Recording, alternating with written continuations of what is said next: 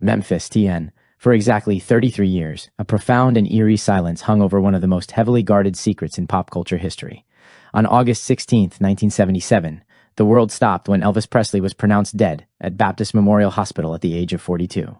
While millions of fans wept globally and conspiracy theories sparked like wildfire, a young senior embalmer at the Memphis Funeral Home stood in a cold, fluorescent-lit preparation room, staring down at the lifeless body of the king of rock and roll.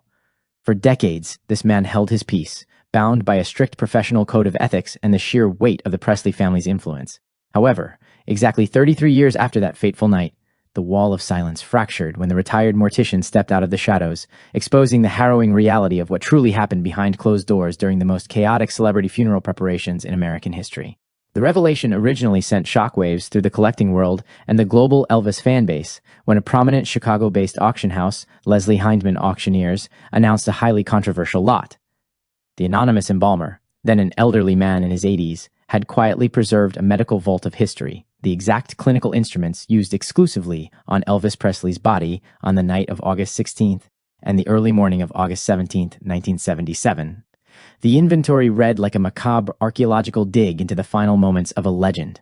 Among the items were heavy-duty rubber gloves, forceps clamps, lip brushes, a personal comb, medical eyeliners, needle injectors, arterial tubes, aneurysm hooks, a formal clothes hanger that held Elvis's final burial suit, and a chillingly mundane John Doe toe tag utilized by the hospital before the body was officially released. Beyond the physical tools, what the embalmer ultimately unveiled was a detailed, first-hand testimony of a night consumed by overwhelming grief, intense medical mystery, and a desperate race against time to prepare an American icon for a public viewing. According to the mortician's recollection, the atmosphere inside the Memphis Funeral Home that night was electric with tension. When Elvis's body arrived after a grueling, multi-hour autopsy, it bore the severe physical trauma of a chaotic medical emergency. The king, who had spent his final years battling profound physical exhaustion, severe cardiovascular disease, and heavy pharmaceutical dependency, looked starkly different from the vibrant god of music the public adored. The embalmer recalled that the sheer scale of the post-mortem examination meant the body had already been completely drained of fluids and its vital organs removed for forensic pathology testing. The challenge laid before the mortuary staff was monumental. They had to restore dignity to a shattered body before tens of thousands of grieving fans converged on Graceland the following morning. Working under the intense scrutiny of Vernon Presley, Elvis's grieving father, the senior embalmer and his team worked through the dead of night. The preparation process required meticulous cosmetic artistry. The embalmer detailed how they had to manually dye the king's graying hair back to his signature jet black luster, a cosmetic detail Elvis had maintained religiously during his life but had begun to lose in his final reclusive months.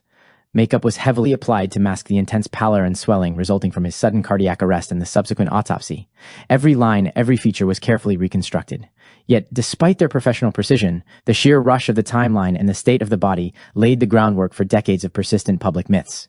One of the most famous legends exposed by the context of the embalmer's release was the infamous wax dummy conspiracy. When the gates of Graceland opened for the private and public viewings, several high-profile attendees, including journalists who managed to catch a glimpse, noted that the body inside the heavy copper casket looked unnaturally pale and bloated, with some claiming they saw beads of sweat forming on Elvis's forehead, leading many to believe a wax replica had been swapped in to fake his death.